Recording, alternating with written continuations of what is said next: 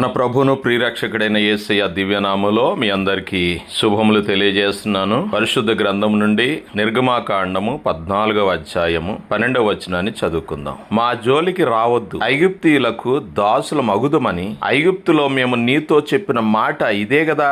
మేము ఈ అరణ్యమందు చచ్చుట కంటే ఐగుప్తీయులకు దాసుల మగుటయే మేలని చెప్పిరి. ఇశ్రాయేలు ప్రజలు మోసే నాయకత్వంలో ఐగుప్తు దేశం నుండి ప్రయాణమై కానానుకు వస్తూ ఉన్నారు. ఈ అరణ్య ప్రయాణంలో అనేక సార్లు విశ్వాసం కంటే భయం వారిలో అధికమయ్యింది. ఆకలి, దాహం, విరోధం ఇవన్నీ కలిసి ఐగుప్తు విడిచి రావడం సరైనదేనా అనే సందేహాన్ని కలిగించాయి. కష్టంలో ఉన్నప్పుడు వారు ఎంతో దేవుని సన్నిధిలో ప్రార్థన చేశారు, ప్రభువా మమ్మల్ని ఐగుప్తు నుండి విడిపించు అని. ఇప్పుడు కష్టాల మధ్యలో వారు మేము ఐగుప్తులోనే ఉంటే బాగుండేది అని చెప్పడం ప్రారంభించారు. దేవుడు స్వేచ్ఛనిస్తే, విడుదలనిస్తే ఆ స్వేచ్ఛ వారికి ప్రమాదంగా అనిపిస్తుంది. బానిసత్వం సురక్షితంగా కనిపించింది. ఈ అరణ్య యాత్రలో ఉన్న ఇశ్రాయేలు ప్రజలలో ఒక సత్యము బయలుపడింది. అదేమిటంటే ఐగుప్తును విడిచిపెట్టిన ఐగుప్తు వారి చుట్టూ మాత్రమే కాదు, వారి హృదయాల్లో కూడా ఇంకా జీవిస్తుంది. దేవుడు వారిని శారీరకంగా విడిపించాడు, కానీ వారి మనసులు ఇంకా బానిసత్వానికి బంధింపబడి ఉన్నాయి. దేవునిపై ఆధారపడే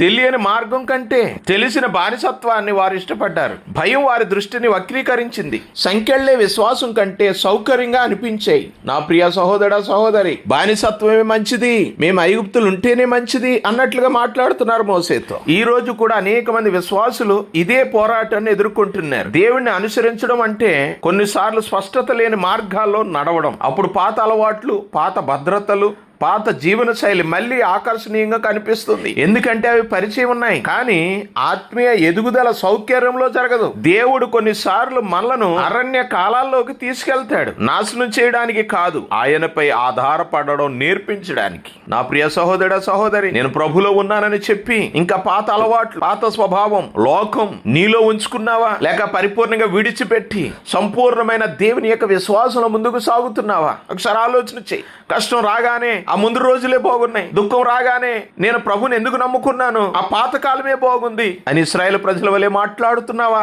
నీ విశ్వాసం బలహీనం అవుతుందా? ఒకసారి ఆలోచన చేయాలని ప్రభు పేరిట మనవి చేస్తున్నాను. నిన్ను ఎప్పుడు ఆ శ్రమలో పడేసాయి నడిపించడు. దేవుడు ఇప్పటికే నిన్ను విడిపించిన స్థలాలకు భయం మళ్ళీ నిన్ను తీసుకెళ్ళనివ్వడు. అరణ్యం లేక లోకం అనేది నీకు కష్టంగా అనిపించవచ్చు. శ్రమ, శోధన వచ్చినప్పుడు ప్రభులో కొనసాగుతున్న నీ జీవిత యాత్రలో అది బాధగా అనిపించవచ్చును, అది బరువుగా అనిపించవచ్చును, మోయలేకపోతున్నాను అనిపించవచ్చును, తట్టుకోలేకపోతున్నాను అనిపించవచ్చును. కానీ నా ప్రియ సహోదరుడా, నా ప్రభు నీతో ఉన్నాడు. నిన్నెప్పుడు విడువడైనా ఎడబాయడో. నీ హృదయంలో ఉన్న లోకాన్ని విడిచిపెట్టు. నీ హృదయంలో ఉన్న ఐగుప్తును తొలగించుకో. నీ హృదయంలోనే కాదు, నీ మనసులో నుంచి కూడా తొలగించుకో. విశ్వాసానికి కర్త దాన్ని కొనసాగించే యేసు వైపు చూస్తూ ముందుకు సాగు. నీ జీవిత యాత్ర అద్భుతంగా ప్రభు నడిపిస్తాడు, ఆశీర్వాదకరంగా చేస్తాడు. వెనుకున్న వాటిని మరచి ముందున్న వాటి కొరకు వేగంగా పరిగెట్టు. ఎప్పుడైతే నువ్వు వెనక్కు చూస్తావో ఐగుప్తు బానిసత్వం వలె లోకంలోనికి నీవు కూరుకుపోవలసి వస్తుంది, బానిసత్వంలోకి వెళ్ళిపోవలసి వస్తుంది. అప్పుడు విడిపించేవాడు ఎవడు ఉండడు.